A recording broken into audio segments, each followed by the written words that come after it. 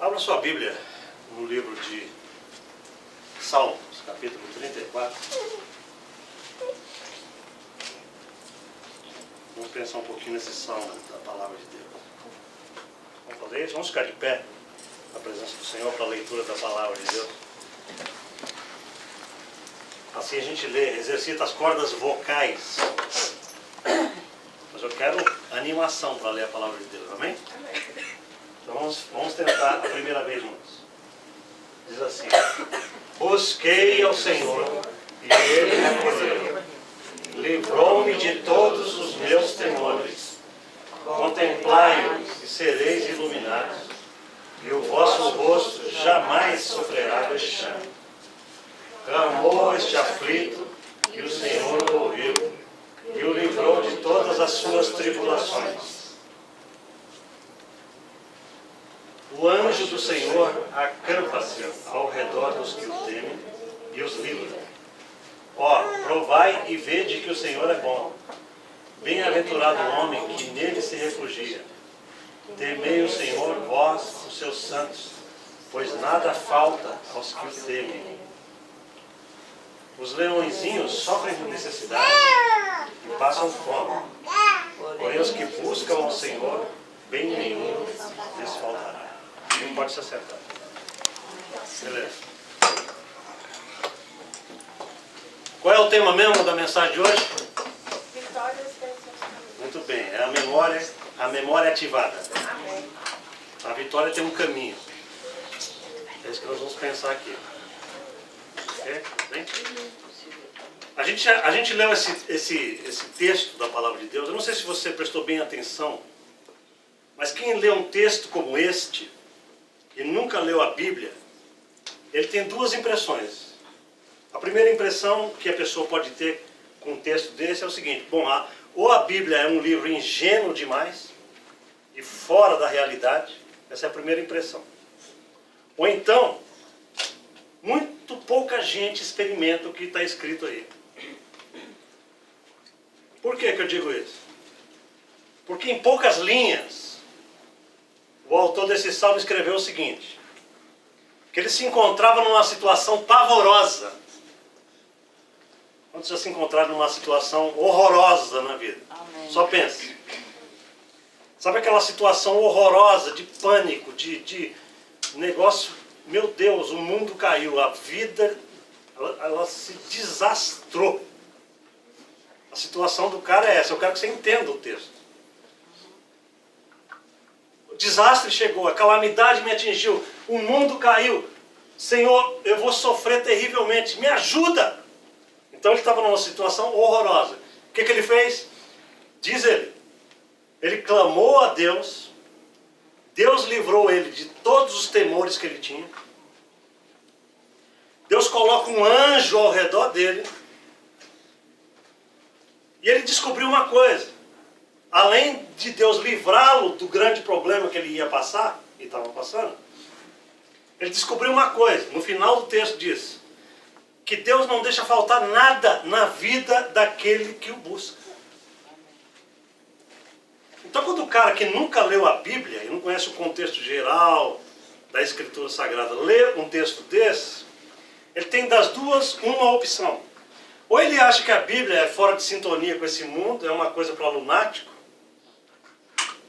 Ou ele acha que se alguém conseguir viver o que está escrito aqui, é muito pouca gente.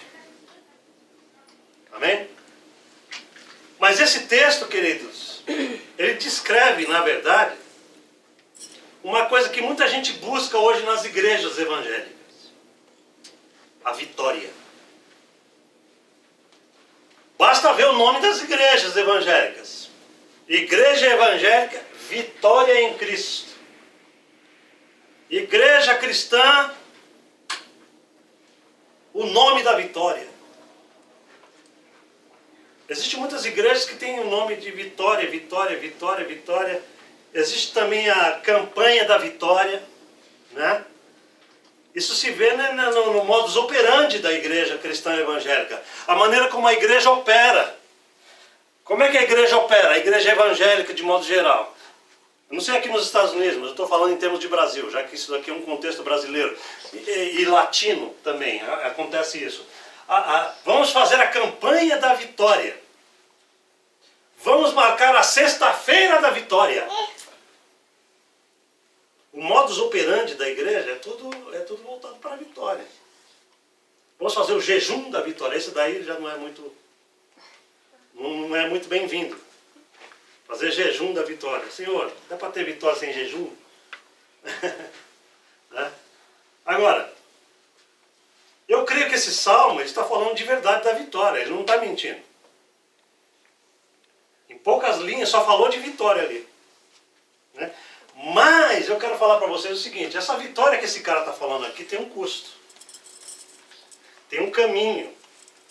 A vitória não se acha de qualquer maneira. A vitória de um crente, ela não é casual, ela não acontece por acaso. Ela tem caminhos, ela tem entendimento, ela tem sabedoria. Ela tem como se busca, ela tem como se alcança. Amém? Agora, eu quero descrever uma outra ala da igreja cristã evangélica. Um outro pessoal pensa da seguinte maneira. Nós não cremos nesse negócio de vitória. Tem um pessoal cristão que pensa assim. Enquanto uns só pensam em vitória e falam em vitória, os outros pensam assim, não, a nossa vida cristã é para ser levada com resignação, na passividade da vontade. O que vier, veio. O que acontecer, aconteceu. Porque Deus é um Deus soberano. E nós temos que suportar as aflições da vida com paciência. E nós temos que viver essa angústia, essa tristeza, porque Deus está aprimorando o nosso caráter dia após dia. Então existe essa outra ala conservadora da igreja que acha que tudo isso de vitória é uma coisa alegórica, é uma alegoria, é um simbolismo da palavra de Deus. Então aí tem duas alas. Tem os exagerados da vitória e tem os desamparados da vitória. Vamos dizer assim. E nós? Como é que nós pensamos a respeito disso? Eu quero pensar com vocês nessa manhã, queridos, que nós temos esses caminhos que eu vou mostrar para vocês a respeito de como você vive uma vida de vitória, apesar dos problemas que vêm contra a sua vida. Para que você viva essa vida, para que você descubra esses caminhos, você tem que saber esses passos que eu quero que você guarde no seu coração nessa manhã. Esquece isso daí. O primeiro passo que você tem que guardar no seu coração é o seguinte. Deus é um Deus de aliança. Amém? Deus é um Deus de aliança. O que significa aliança? Aliança significa um pacto. Um pacto, um compromisso firmado por alguma coisa que tem um valor inesgotável, inapagável. Isso é pacto, isso é aliança. O que significa isso para a nossa vida? Deus não abençoa pessoas a esmo. Deus não faz milagres na vida de pessoas indiscriminadamente. Deus é um Deus que se aliança com um povo e Ele tem compromisso com este povo. Diga amém. Amém. Então, é por isso que eu não acredito nesse negócio de campanha de milagre. Por que eu não acredito e não gosto disso? Porque campanha forma um povo descomprometido. É aquele povo que vem para alcançar a bênção e depois fala assim para Deus. Até logo, já alcancei a minha bênção. Já estou abençoado. Já alcancei a minha vitória. A mente da campanha gera isso. Mas Deus é um Deus de aliança. Significando o seguinte, que a aliança tem duas vias. A aliança tem direitos e tem deveres. O que os crentes não veem hoje é que Deus nos promete todos esses benefícios, mas Ele também exige de nós algo em troca. Ele exige de nós algo que a gente precisa dar. A vida cristã hoje em dia tem se tornado muito descomprometida. Muito sem interesse pelas coisas de Deus. A gente leva a Deus na brincadeira. A gente leva a Deus, não vai dar valsa. Estou nem aí com Deus. Deus, Ele não interferindo nas minhas vontades, a gente mantém uma relação assim à distância. Quando eu preciso de Deus, eu dou um clamor e peço para Ele me dar ajuda. Mas eu mesmo eu não quero envolvimento nesse negócio de Deus. Porque se eu me envolvo com Deus, Ele vai ditar para mim o que eu tenho que fazer. E eu nunca gostei de gente ditando para mim as coisas que eu tenho que fazer.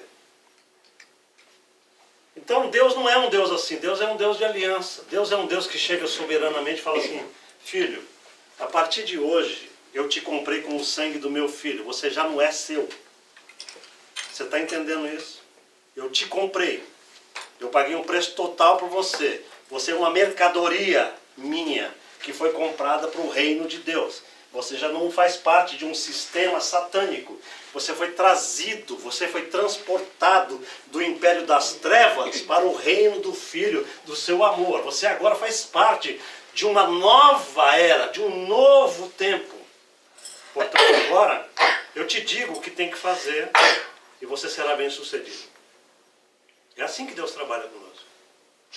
Quando a gente vem para Cristo, a gente continua sendo pessoa, a gente tem personalidade e tudo, mas a nossa personalidade é fundida na pessoa de Jesus Cristo, para que a gente faça a vontade de uma superior personalidade em nome de Jesus Cristo. Amém.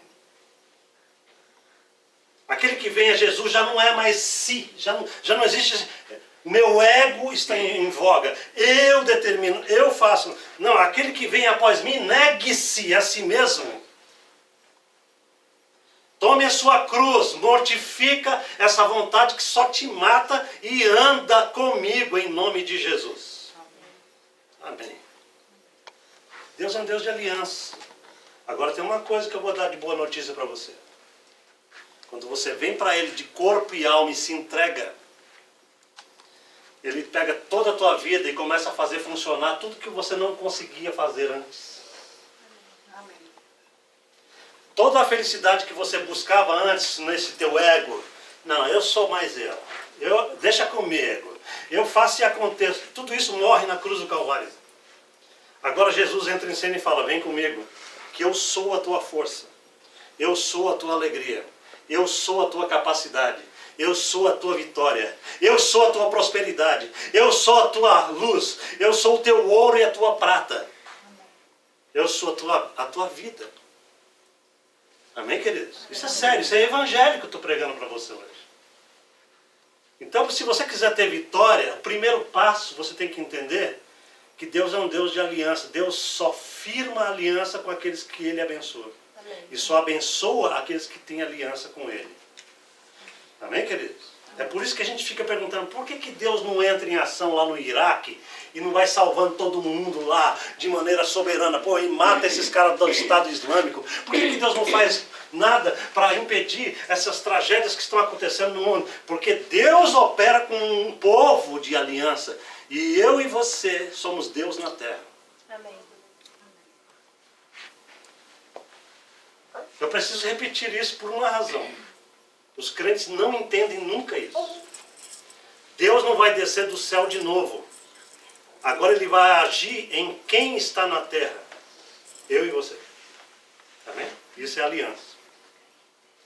Segunda coisa que você tem que entender para a sua vida ser vitoriosa. Pena que os pontos não podem ser passados aqui. Tudo bem. Segundo ponto. O reino de Deus exige conhecimento a fim dele se manifestar. O que significa isso? Significa que às vezes os crentes reclamam: por que eu oro e Deus não responde? Por que eu faço tal coisa e não vejo resultado na minha vida? Por que eu penso que estou com Deus, mas Deus não age em mim? É porque eu tenho caminhos de Deus que eu preciso trilhar para que resultados do reino aconteçam. É uma lei do reino. O reino trabalha com leis e trabalha com caminhos. Amém, queridos? Então, este homem aprende diariamente que a mentalidade dele tem que ser renovada. Entendeu? Por que ele diz isso? Porque no versículo lá que a gente leu, ele diz assim: contemplai-o e sereis iluminados. O que significa isso? Significa que se eu não receber uma iluminação dele na minha mentalidade, eu continuo pensando com as trevas da minha mentalidade. E aí eu não tenho a vitória do reino nunca. Eu posso ser chamado de evangélico, eu posso ser chamado de crente em Jesus Cristo, eu posso ter tomado um banho na piscina do batistério da igreja. Mas a palavra de Deus diz que o reino de Deus só passa a funcionar em mim quando a minha mentalidade se une, se funde espiritualmente à mentalidade do divino, e aquilo começa a criar raiz em mim e se embrenha no meu ser, e de repente eu começo a experimentar o céu na terra. Aleluia. Isso é sério, irmãos. Esse homem está dizendo que ele precisa conhecer Deus, não de maneira racional. A gente não estuda Deus. Sabe por que eu não gosto de teologia? Porque o próprio termo teologia é um engano. Teologia significa o estudo de Deus. Quem é que consegue estudar Deus? Quem é que consegue pegar Deus e botar no microscópio e estudar as partes divinas? O homem tem essa mania. Vamos tentar catalogar Deus. Vamos tentar entender como é que ele escolhe e deixa a vontade de ser livre. Aí fica aquele monte de gente tentando catalogar Deus num catálogo científico. E a palavra de Deus diz que a gente tem que apagar toda essa tendência humana e falar assim para Jesus: Senhor, a minha cabecinha é um peanut brain. Eu não consigo te entender com esse negocinho aqui.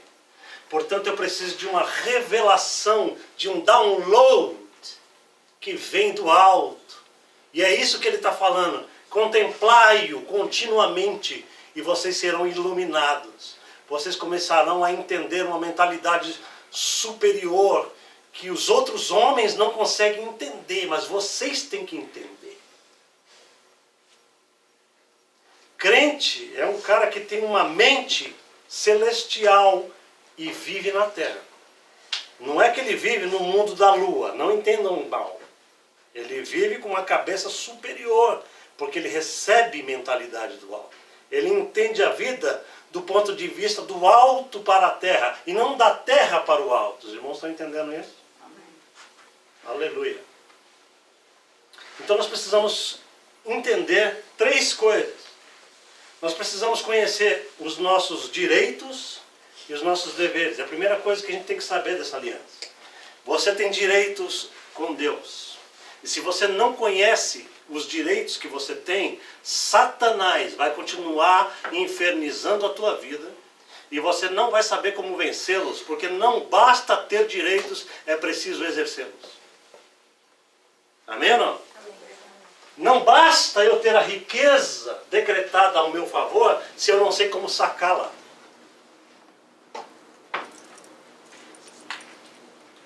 Os escravos dos Estados Unidos, ou do Brasil, whatever, vou falar dos Estados Unidos.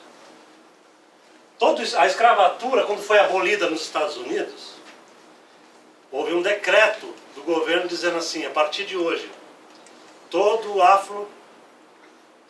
descendente africano está sendo liberto da escravidão. Houve uma lei, era decreto, já estava assinado e já estava valendo. Mas os escravos, em primeiro lugar, estavam sendo impedidos pelos seus donos de conhecer essa lei, para que eles não se apoderassem da liberdade que eles já tinham direito e continuassem debaixo da escravidão, mesmo já sendo livres. Os irmãos estão entendendo isso? Preste atenção, irmãos.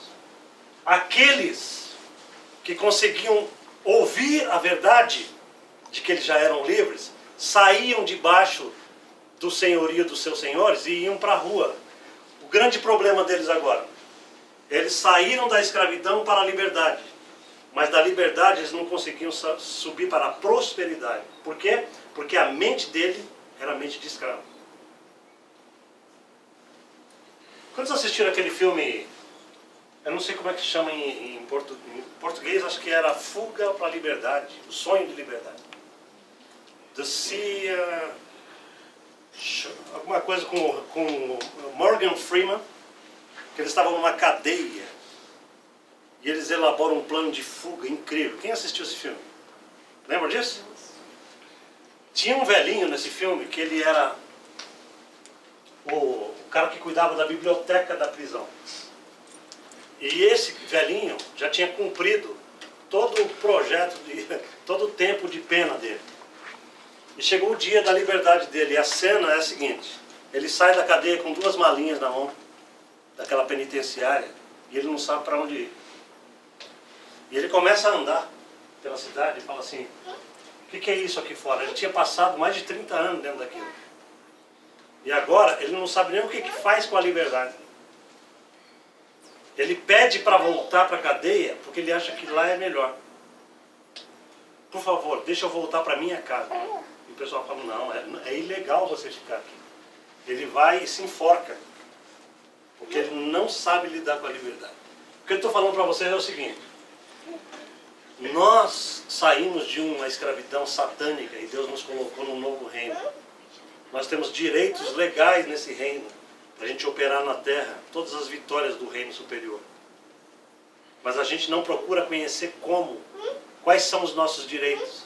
E a gente continua fracassado, a gente continua fraco, com uma mente carnal, vivendo a vida de qualquer jeito, porque a gente não está querendo se inteirar das coisas do reino de Deus, enquanto Deus está dizendo para nós: isso é obrigação de todos nós.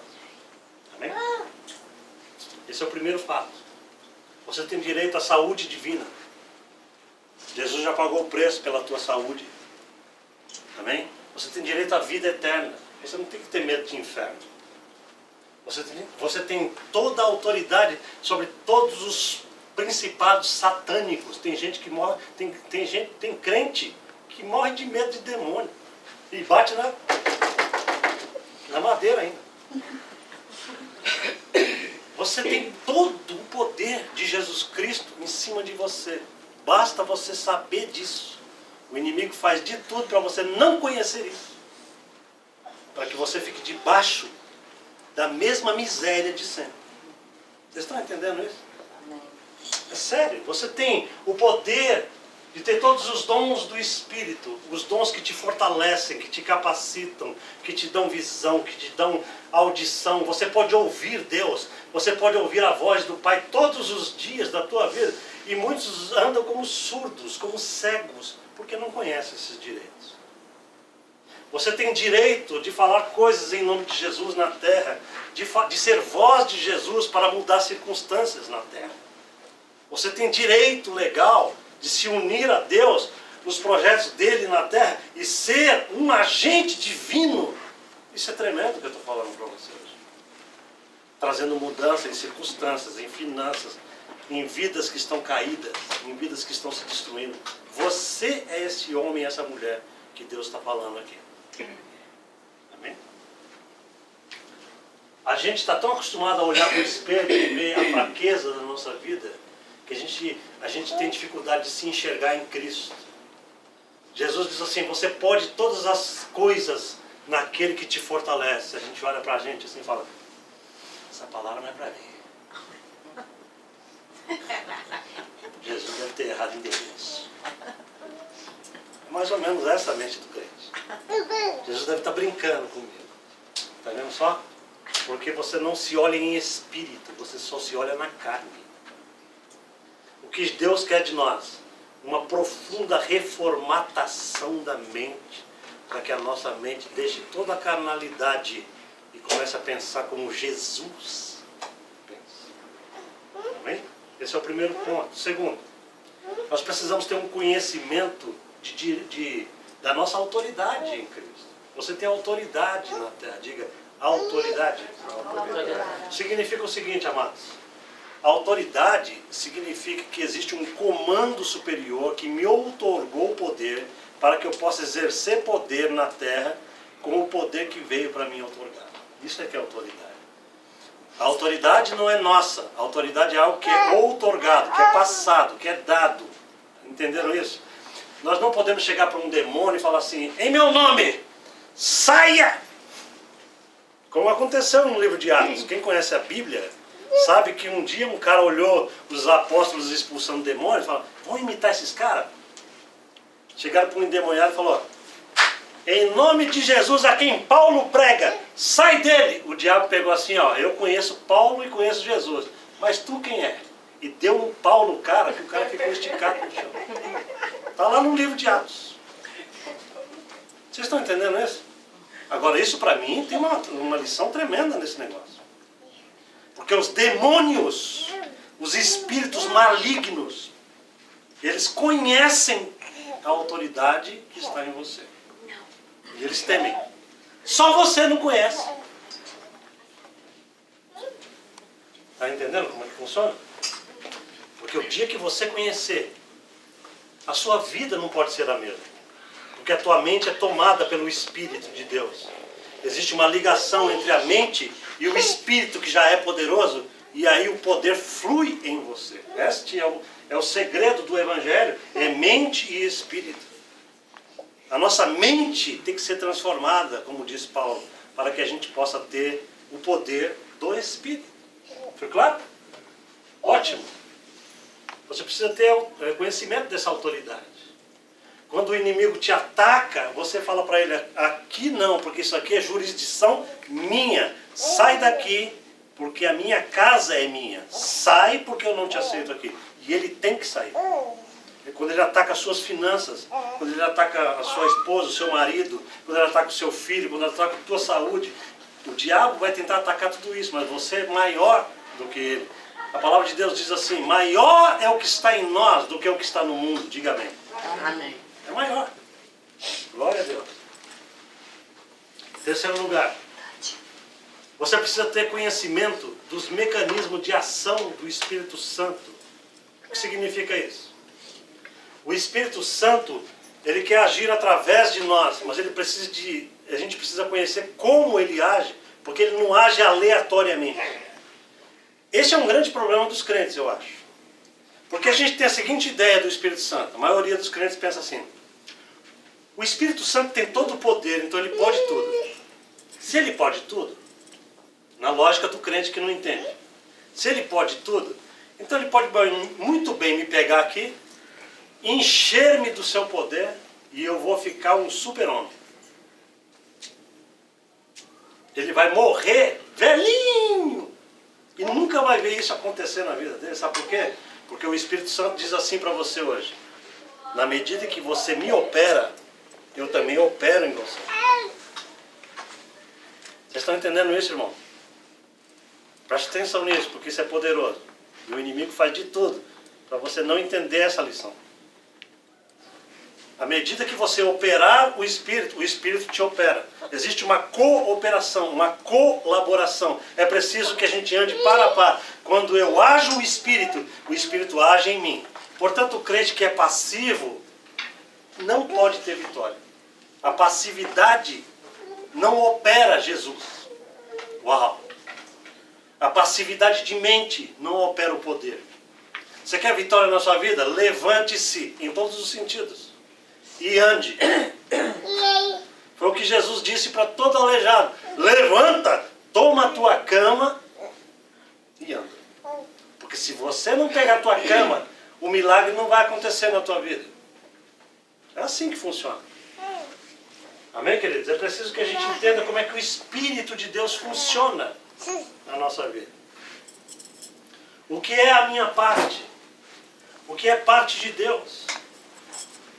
Fazer. Porque as pessoas dizem assim, ó.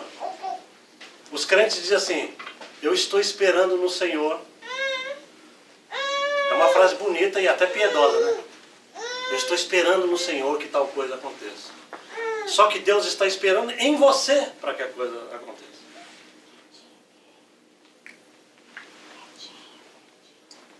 Vocês se lembram de um cara que estava na frente do templo de Jerusalém, quando os apóstolos João e Pedro iam passando?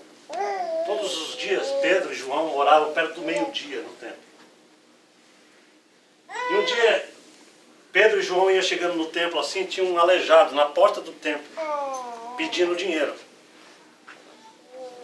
Pedro olha para ele, ele fala: me dá uma grana aí, tio. Sabe esses caras? Ai, tio, tem a manha de me dar uma grana? O que foi que Pedro falou para ele? Quem lembra? Não tenho nem ouro nem prata. Não tenho nem ouro nem prata. Não significa que ele não tinha. Ele podia até ter. Acho que eu esqueci meu wallet. Mas a frase que eu quero enfatizar para você é a seguinte frase que ele falou. Eu não tenho dinheiro nem prata comigo aqui. Mas uma coisa eu tenho. Em nome de Jesus, o Nazareno, levanta-te e anda. Sai dessa condição de mendigo que você está. O reino de Deus chegou naquele momento na voz de Pedro. Aprenda. Ele tem Jesus, é ele, não é Jesus que comandou a cura. É Pedro que tem Jesus, e é Pedro que comanda. Olha o poder da autoridade de um crente. Eu não tenho ouro nem prata, mas o que eu tenho eu te dou. Levanta-te, sou eu que te curo, em nome de Jesus. Não é Jesus que o cura em nome de mim. Sou eu que o curo, em nome de Jesus. Levanta-te porque eu estou mandando. Aleluia. Isso é poder. Você é um Jesusinho na terra e você tem que entender isso. Vocês estão entendendo isso, irmão? Amém. Pastor, o senhor não está blasfemando não, falando que eu sou Jesus? Não, a palavra de Deus diz que nós somos um com Cristo. E que Ele espera que a sua igreja seja um com Ele. Até o final desses cultos vai cair a ficha em nome de Jesus Cristo. Jesus não é fraco. Portanto, você não pode ser fraco. Jesus não é depressivo. Você não tem direito de andar na depressão. É porque o Senhor não conhece a minha vida. Você entendeu?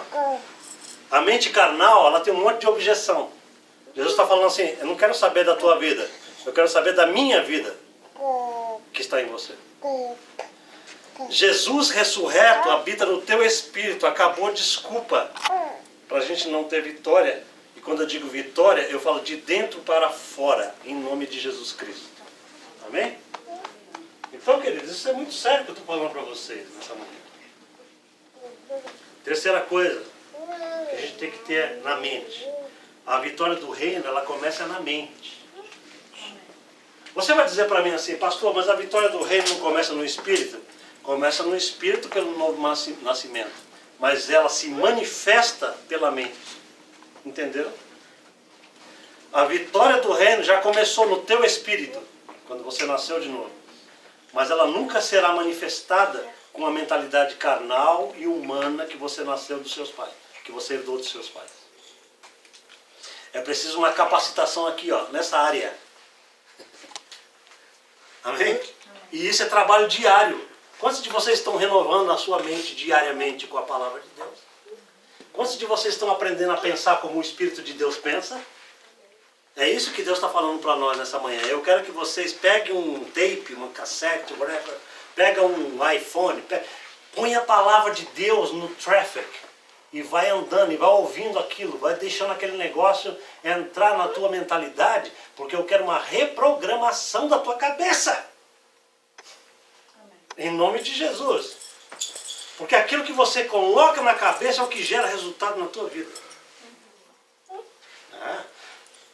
Se a gente quiser poder do Espírito mesmo, a gente tem que ter uma intensividade enorme da palavra atuando na nossa cabeça. A negatividade do mundo só traz miséria para dentro de nós. Você nunca vai conseguir agir com a autoridade do Espírito Santo se você está olhando só as notícias que estão passando na televisão, trazendo miséria, trazendo um espírito de medo, trazendo um espírito do terror. Você tem medo do ebola, do rebola. Você tem medo de tudo. Por quê? Porque ao invés de encher a cabeça com a palavra de Deus, você está enchendo a cabeça com a lavagem do mundo. Amém ou omir? Amém. É isso mesmo. Não só na TV, no Facebook também. Facebook também é um lixo. O Facebook é um esgoto mundial. Exatamente. E você precisa ter cuidado, porque eu só entro no Face para mandar bomba para lá. Bomba no sentido de palavra. Agora eu não fico passando aquele newsfeed que aquilo é um lixo, newsfeed. Passaram a colocar um monte de porcaria. Nossa Senhora. Não é verdade? É verdade, irmãos. Porque dizem. Nós temos que ter essa mentalidade. Ou a gente entra na de Jesus de verdade e compra a ideia do reino de Deus, ou então a gente desiste e vai para o mundo. Jesus falou isso no Apocalipse. Está entendendo isso, irmãos? Jesus disse assim: quem dera vocês fossem frio ou quente, mas porque vocês são mornos, eu vou vomitar vocês da minha boca. Olha a linguagem de Jesus, que linda. Amém? Então, queridos, o apóstolo Paulo diz assim: transformai-vos pela renovação da vossa mente, para que vocês experimentem a boa, perfeita e agradável vontade do Senhor. Sabe qual é a vontade de Deus para nós? É que a gente tem uma natureza celestial vitoriosa aqui na terra. Mas a gente não pode experimentar essa boa vontade sem renovar a mente. É isso que ele está falando. Sem renovar a mente, a gente vai passar mais 30 anos da nossa vida vivendo como sempre viveu, na mesma mediocridade de sempre. E Deus está falando assim: eu não quero um povo na média. Mediocridade significa um povo que vive na média dos demais. Eu criei um povo para mim que tenha poder e viva na altura daquilo que eu espero dele. Amém ou não? Amém. Isso é muito sério, irmãos. Principalmente em Las Vegas. Principalmente nessa cidade aqui. Eu não aceito esse negócio de Sin City. Nós vivemos na cidade do pecado. Portanto, nós vivemos na cidade do pecado para sermos luz. Amém. Nós vivemos dentro de um contexto caído, podre e negativo, para que a gente manifeste a vida de Jesus no meio dessa miséria toda. Amém. É isso que Deus está falando para nós nessa manhã. Sin City. Sei lá. Quarto. Isso que eu vou falar aqui, irmãos, pode transformar a tua vida. O quarto princípio para a tua vitória é o seguinte: intimidade com Deus aumenta o favor com Deus.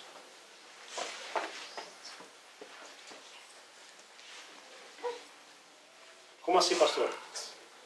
Intimidade com Deus aumenta favor com Ele, aumenta crédito. Aí você vai perguntar para mim assim: peraí, pastor, a Bíblia diz que nós somos salvos pela graça e que a gente não pode acumular méritos com Deus. É verdade. Para que a gente seja salvo, a gente não tem que ter crédito nenhum com Deus. A gente vem pelo crédito de Jesus. Mas depois que nós somos salvos, entenda isso. Agora que nós já somos salvos, nós saímos da escravidão, nós precisamos deixar de ser quebrados. Nós precisamos ter crédito. E a palavra de Deus diz que a minha obediência em Cristo gera favor com Cristo. Se você pegar isso, a sua vida nunca mais será a mesma. Sabe por que eu digo isso? Porque a maioria dos crentes entendem essa teologia de Paulo errado. Fala assim: eu sou salvo pela graça, portanto eu não preciso fazer nada. Não é isso que a maioria pensa da graça? A palavra de Deus que diz assim que nós somos salvos pela graça. É verdade, nós somos salvos pela graça. Mas sabe uma coisa? Depois que a gente alcança o favor divino, a gente trabalha com o favor divino. E o favor divino operante em mim gera mais favor ainda. Eu quero deixar isso bem claro para você. Eu quero esmiuçar isso para você entender isso. No Salmo 25, versículo 14, a palavra de Deus diz assim: a intimidade do Senhor é para aqueles que o temem, aos quais Ele dará a conhecer a sua aliança. Para quem que Deus revela o poder da sua aliança nesse texto? Para aqueles que têm intimidade com Ele. Intimidade significa um conhecimento diário e íntimo, profundo, não distante, não superficial, mas profundo e achegado. Este é o nível que você tem que conhecer Deus. Deus está chamando a mim e a você para um conhecimento íntimo. Isso só se dá com o pagamento do preço da intimidade, da oração, da leitura da palavra de Deus. Ponha as palavras de Deus no teu coração e leve a sério o que Deus está falando com você. Amém? Olha só o que a Bíblia diz a respeito do próprio Jesus. Eu acho que esse texto aqui é incrível quando fala de Jesus. Diz assim, em Lucas, diz assim, Jesus ia crescendo em sabedoria, estatura e graça, que é favor, diante de Deus e dos homens. Pensar em crescer em favor é uma coisa que quando se relaciona com os homens, a gente até entende. A gente precisa crescer. Mas quando se trata de Jesus, a Bíblia diz que ele estava crescendo em graça e em favor diante de Deus. Como é que Deus cresce em favor com Deus? A Bíblia diz que isso aconteceu com Jesus. Porque embora ele sendo Deus, ele estava na forma humana. Uau! E eu pergunto, qual é a nossa forma? Humana. Se Jesus teve que crescer em favor com o Pai, quanto mais nós. Eu quero dizer assim com você, irmão. Você acha, responda com sinceridade para mim. Nós estamos falando de vitória. Você vai falar assim, Deus não faz acepção de pessoas. Isso é verdade e ao mesmo tempo não é. Como assim? Deus não faz acepção de pessoas para salvar as pessoas. Não. Ele salva você, ele salva o pior pecador. Ele não está fazendo acepção. Mas uma vez que você vem para ele, ele faz a seguinte acepção. Se você trabalhar comigo agora com a minha capacidade, você será galardoado, presenteado. Você será premiado com a sua atividade em mim. Entenderam isso? O crente que vem para Jesus e estaciona, estagna na vida, ele não pode ter o favor da operacionalidade com Deus. Ele não pode, porque Deus vincula a nossa operacionalidade à sua bênção. Todos nós somos abençoados por Jesus Cristo. Mas nem todos recebemos a operação da bênção na vida diária. Por quê? Porque Deus está esperando que a gente opere coisas diariamente que desencadeiem os processos da vitória do reino de Deus. Amém? Ele está falando para mim e para você assim. Se você ora, se você é um cara de oração, você vai começando a desenvolver uma mente que nenhuma pessoa que não ora tem. Se você aprende o valor do jejum, por exemplo. Você sabia que o jejum é uma disciplina poderosíssima? Quem sabe disso?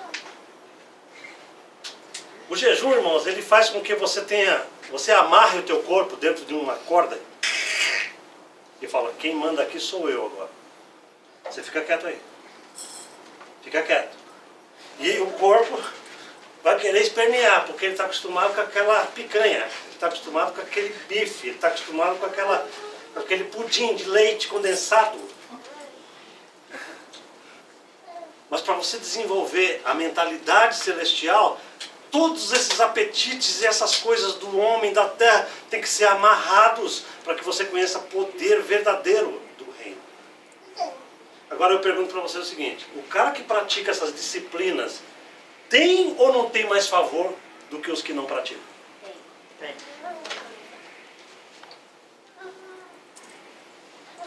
As pessoas falam assim, pastor, eu não consigo ouvir a voz de Deus. Mas as mesmas pessoas que falam assim, que não conseguem ouvir a voz de Deus, chegam para você e falam assim, rapaz, o diabo falou isso assim, assim, assim para mim essa semana. Peraí, tem coisa errada nesse negócio. Porque a mente dele está mais prompt para o lado de Satanás. Por isso que ele ouve mais Satanás. Ouvir a voz de Deus é simples. Basta que eu amarre a mim mesmo e deixe o Espírito fluir. A voz de Deus está falando em mim o tempo inteiro. Amém? Mas é uma coisa que a gente precisa levar a sério no reino do Senhor. Quer ver que legal? Como Jesus tinha favor com Deus, ele tinha crédito com Deus. Quantos de vocês, quando fala com Deus, Deus fica atento e você fala assim, Senhor, eu vou mandar um negócio aqui e o Senhor assina aí. Isso é crédito. Essa lição é legal, presta atenção. Eu vou falar algo aqui em teu nome e o Senhor assina aí e vai acontecer aqui. Isso é crédito com Deus, por favor. Olha como que Jesus era. Jesus chega na frente de um túmulo de Lázaro, depois de 4 dias que o cara estava morto. E ele atrasou de propósito. Jesus é irônico. Irônico. Porque quando Jesus foi chamado para vir até Lázaro, Lázaro estava na final. Ele estava na última. Lembram dessa história, né? Senhor, corre na casa de Lázaro, aquele teu amigo querido, o cara está mal, ele vai morrer. Aí ele falou, vamos lá. Aí uma mulher chama ele, fala, Senhor, o senhor tem que fazer isso por mim, não sei o quê. Jesus vai atender a mulher e deixa Lázaro morrer. Isso dá lição para outro texto, para outra mensagem. Agora, quando Jesus chega na frente do túmulo de Lázaro, ele está morto há 4 dias, porque a caminhada era longa. Jesus não tinha o busão da comida. Ele tinha que ir até lá a Betânia, cara, era caminhada, era 4 dias.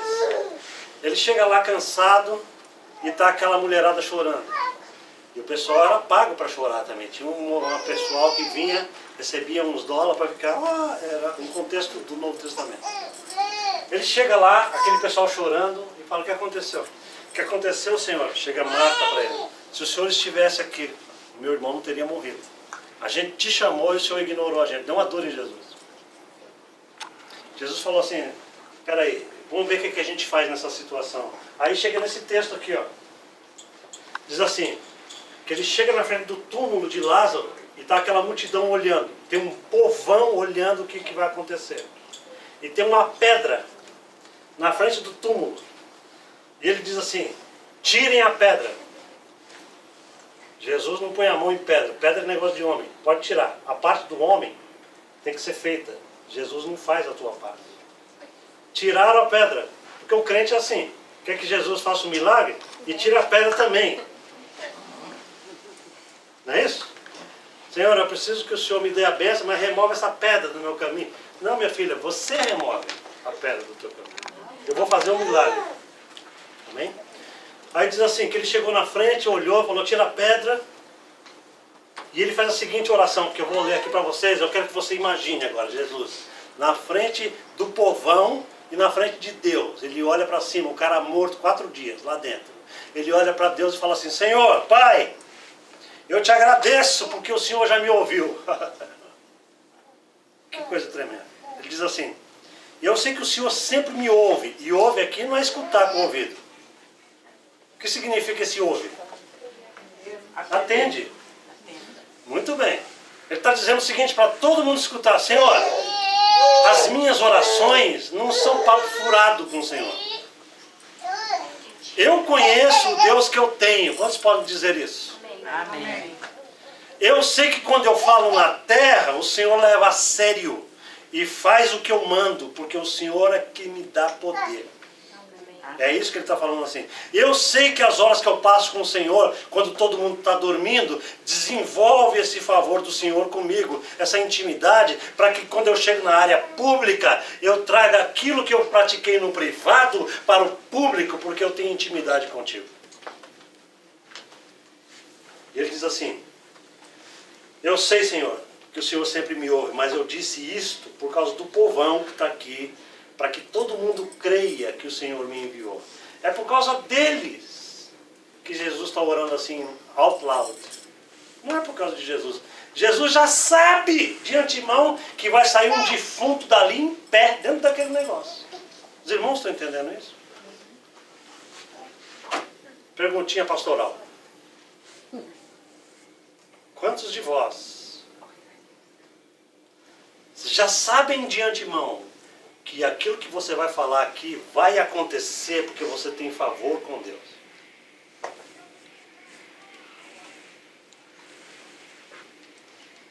Ele diz assim, Lázaro, sai para fora. Acabou. O cara está morto, ele está podre. Lá dentro de amarrado num monte de trapo. Ele ouve uma voz divina, Lázaro, desperta. Ele acorda, diz a palavra. What are you doing here, Papa? What are you talking about? Please. Os irmãos entenderam? Apesar distração. Intimidade com Deus, amados, aumenta favor com Deus. Aqueles que são amigos de Deus são diferentes daqueles que são servos de Deus. O servo não sabe o que o Senhor faz. Os amigos comem na mesa dele. E aí, Senhor, o que vai ter hoje? Os irmãos estão entendendo isso? Quantos de vós têm intimidade com esse Deus Todo-Poderoso? Que não tem mais aquele medo de Deus, mas tem intimidade de comer com Ele, de viver com Ele. De falar, Senhor, eu preciso disso. Senhor, isso aqui deve ser feito assim. Ouve Deus também. Filho, aquilo não vai ser feito assim. Existe um intercâmbio nisso. E a gente vai vivendo essa vida de vitória que esse cara falou, mas ninguém sabe o segredo dele. Amém? Prosseguindo. Em quinto lugar, a vida de vitória é andar corretamente aumenta a favor. Primeiro eu falei que intimidade com Deus aumenta a favor. Agora eu digo, a vida correta aumenta a favor, idem. Porque eu não posso esperar andar com um Deus reto de maneira torta. É incoerente. O que a igreja tem feito? Eu ando com um Deus verdadeiro, mas eu sou mentiroso. Eu ando com um Deus fiel, mas eu sou infiel em tudo o que eu faço. E eu espero que Deus resolva minhas paradas. Eu não estou falando para você, não estou apontando para ninguém. Eu estou dizendo, Igreja de Jesus Cristo, nós não podemos viver assim. A palavra de um crente deve ser parecida com a palavra de Deus. O apóstolo Paulo disse assim, sejam imitadores de Deus como filhos amados. Deus, quando fala, ele fechou acordo com ele mesmo. Acabou-se a questão. O crente, quando fala, você não escreve no papel. É como escrever na água, hoje em dia. Pastor, pode contar comigo.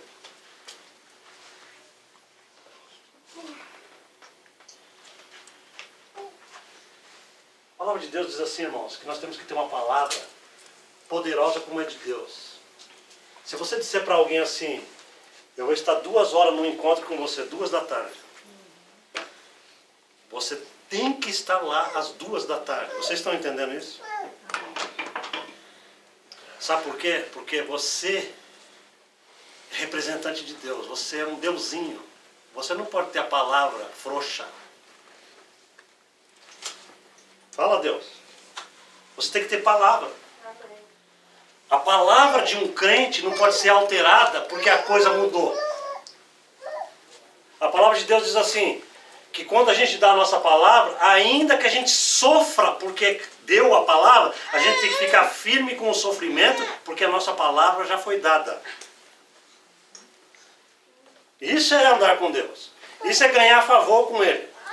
Porque quando eu falo algo e a coisa mudou e agora eu vou ter prejuízo com o que eu falei, eu estou ligado nele. Ele vai cuidar desse prejuízo.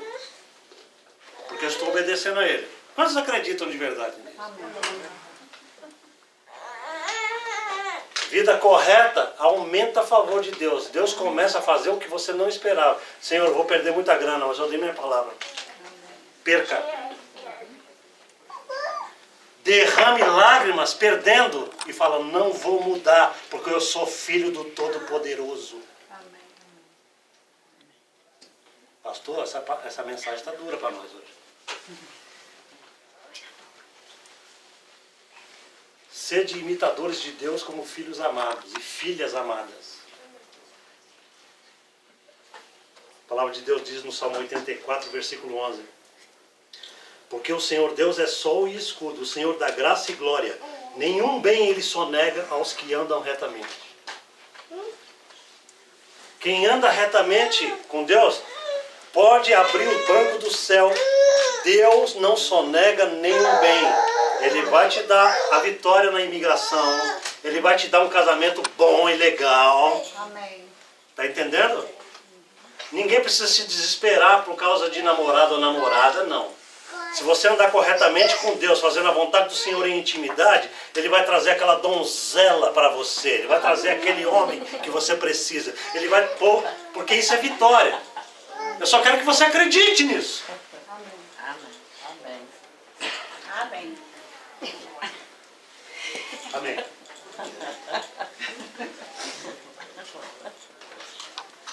Aí o cara, o que o cara faz? Pelo amor de Deus, entenda uma coisa. Como o cara não quer ter intimidade com Deus, ele quer seguir um caminho mais rápido e fácil. O que ele faz? Vou fazer uma campanha. Ele acha que Deus é o Deus da barganha. Porque o preço da intimidade gera lágrimas. E a campanha não gera nada. É uma passagem de busão. Vocês estão entendendo isso?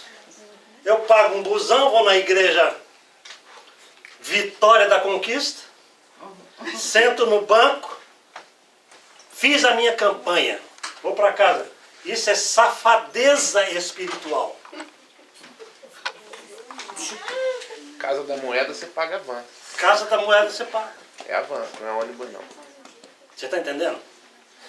Campanha. Mentalidade de barganha com Deus.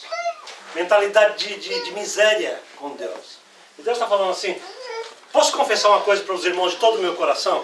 Quando eu comecei meu ministério, há 13 anos atrás, ainda tinha uma mentalidadezinha meio barganhosa com Deus. Eu me lembro que durante um grande período ali naquele começo eu fazia a campanha das 7 semanas. Hoje eu morro de vergonha. Não fale para os outros que eu fiz isso. Eu fiz várias. Não falem que eu fiz isso, porque a minha mente se transformou de uma tal forma que eu tenho vergonha disso. O que é isso? Uma campanha que a gente ia lá, orava e colocava um óleo na cabeça da pessoa. Pelo amor de Deus, Jesus me transformou, eu fui salvo. Amém. Amém. Nós também.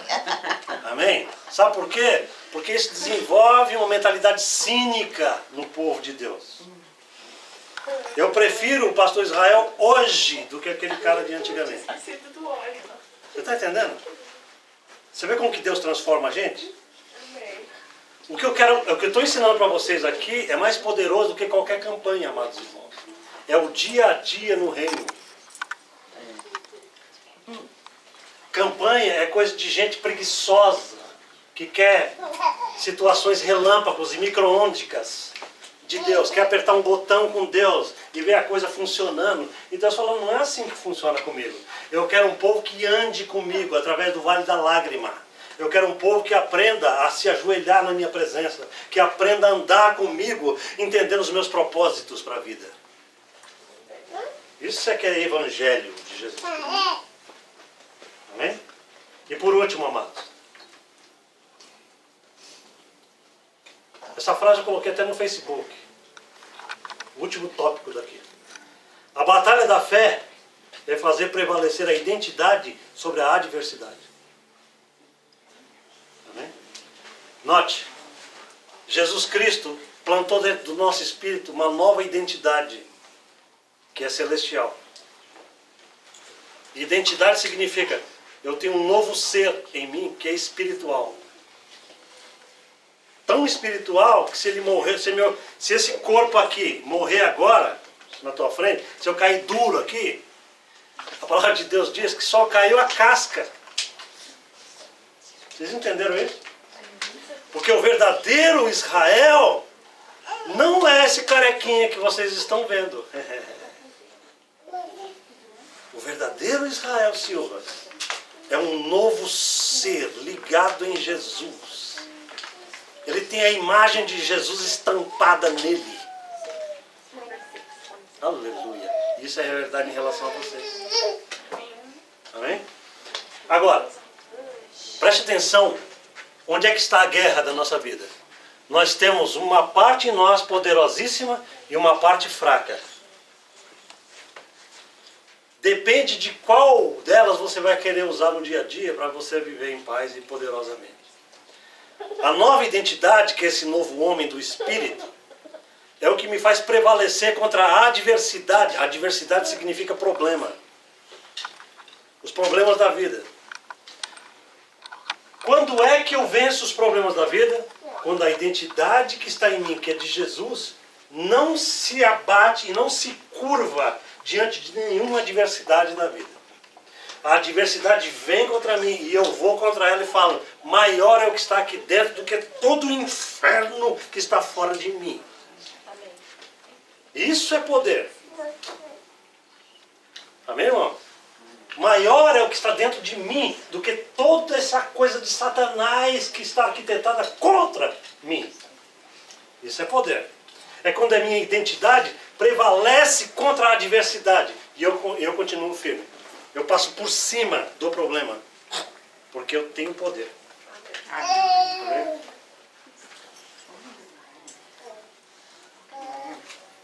Isso significa o seguinte, irmãos. Só para a gente fechar. Uma vida de vitória. Pessoal do YouTube, lá no Brasil. Uma vida de vitória não significa uma vida sem problemas. O que Jesus está prometendo para mim e para você não é um mar de rosas.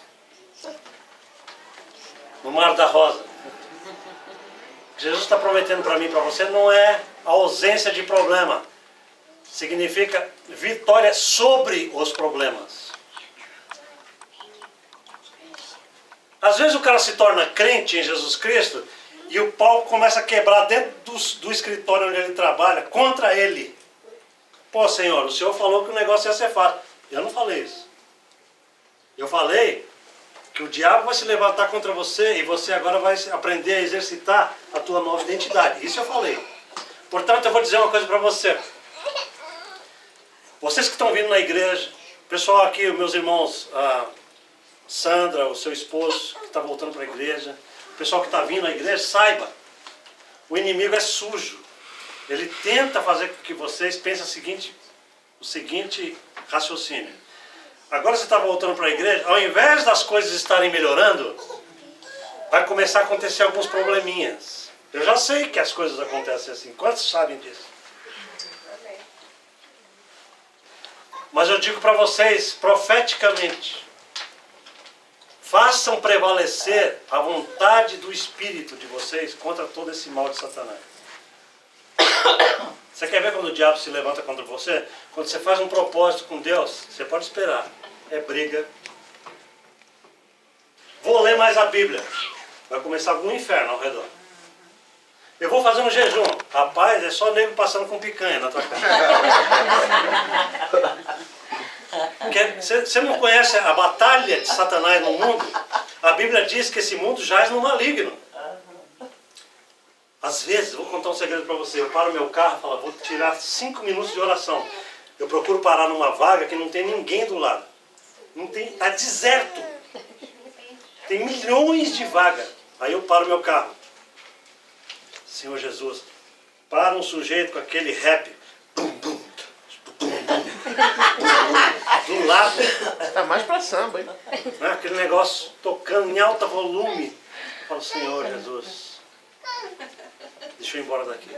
E assim vai. Porque o mundo é tocado por Satanás. Ele conhece o movimento dos santos. Ele conhece quando você quer se aproximar do teu pai. Você quer orar e o telefone não para de tocar. Você quer falar com Deus e a criança não para de chorar. Você está entendendo que a batalha existe? Mas você triunfa sobre ela porque você tem poder dentro de você. Poder total. Cabeça, você tem poder. Diga, eu tenho poder. Mas não parece. Diga com mais força, eu tenho poder. Eu tenho poder. Em nome de Jesus. Amém. Eu quero 2 frases deixar com você para você ir embora daqui. 2 frases.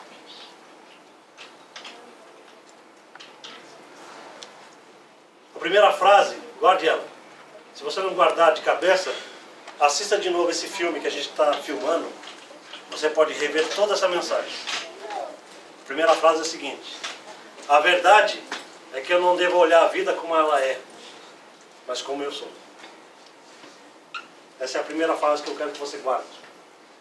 A verdade é que eu não devo olhar as coisas como elas são, mas como eu sou. Porque o que eu sou determina o que as minhas coisas são. Aleluia. Você tão poderoso que passa assim na tua cabeça. Ó. Passou voando. Não olhe para as coisas como elas são. O problema se apresenta para você e você fica com a boca desse tamanho. Meu Deus, que problemão. Não olhe para o problema como ele é. Olhe para ele como você é. Problema, você não é nada na minha frente porque eu sou maior do que qualquer problema. Aquele que está dentro de mim é maior do que qualquer onda do mar. Qualquer tsunami que vier contra a minha vida. É isso que Deus está falando. A segunda frase, guarda aí.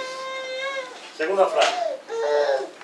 Honrar a palavra de Deus com fé, atribuindo importância a ela, mesmo não obtendo resultados desejados, é um ponto elevado da mesma fé. Quem seria capaz de repetir? Honrar a palavra de Deus com fé, honrar a palavra de Deus com fé, atribuindo importância a ela, mesmo que eu não obtenha resultados indesejados, é um ponto elevado da mesma fé. Senhor, a tua palavra diz que o Senhor vai suprir as minhas necessidades financeiras. A palavra de Deus diz, eu creio, mas o meu bolso está furado, eu não vejo um centavo. A circunstância está negando o que Deus está falando. Mas eu continuo dizendo para Deus, Senhor, não importa o meu bolso, a tua palavra seja verdade em mim. Não quero nem saber do bolso. Eu sou abençoado em Cristo Jesus. Amém. Continue falando isso, mesmo que a conta está no zero. Você tem que ter uma mentalidade adequada com a palavra e não com a circunstância.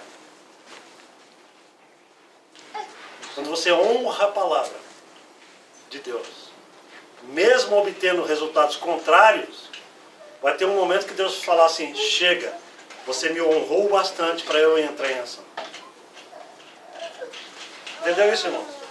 Há um momento em que pode acontecer isso, de você estar honrando a palavra de Deus e os resultados todos negativos e contrários contra você. Você está falando assim pela palavra de Deus. A tua palavra me diz, Senhor, que eu, pelas pisaduras de Jesus, sou curado, eu tenho saúde, mas você só vive doente, tossindo e espirrando. A palavra de Deus diz, fique firme na palavra. E faça esse negócio se adequar à palavra. Amém? Isso é um ponto elevado da fé. Quando Abraão foi prometido um filho da promessa, eu quero só que você pense nisso, a gente está fechando. Falta meio minuto para a gente fechar isso aqui. Quando Deus falou para Abraão assim, Abraão, eu vou te dar um filho, e ele vai ser o teu filho da promessa. Uma multidão de pessoas vai vir desse cara. Sabe quando que Abraão ouviu isso? Com 75 anos de idade. Naquela época, aos 75 anos, o cara já estava declinando sexualmente, já estava começando a pedir arrego. Hoje em dia, com 35, já começa a declinar. Mas naquela época, com 75...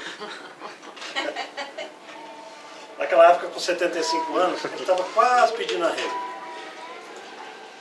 Vocês sabem quantos anos depois que Sara conseguiu engravidar? Depois dessa palavra de Deus? Quem sabe? Quase. 40 não. 25 anos depois da promessa, o cara recebeu a promessa com 75. A vida sexual dele já estava começando... Ele conseguiu fazer um filho com 75, 80, 100 anos de idade. Meu Deus. Deus deu aquele Viagra espiritual para ele. Agora pensa um negócio desse, irmão. O cara com 100 anos e a velhinha com 90 e pouco. Vocês conseguem imaginar uma velhinha de 90 e poucos anos? Vamos fazer um enxoval de Isaac. Isso é uma coisa só de Deus, é maluquice esse negócio. Mas a palavra de Deus diz que nesse período de 25 anos, olha a fé desse cara, ele nutria a mentalidade dele com a seguinte ideia: Deus falou e eu vou ver esse troço acontecer antes de morrer. Amém. Deus falou e isso vai acontecer na minha vida. 25 anos. Deus falou, agora chega. Aqui teu filho. E outra, olha para as estrelas do céu. a tua descendência será mais numerosa do que as areias do mar. Deus está falando para você que Ele é o Deus do extraordinário. É o Deus do extra. Deus não é um Deus que olha a nossa farinha, acabando. Deus é um Deus que fala, eu vou suprir tua farinha. Amém? Amém. Vamos ficar todos de pé.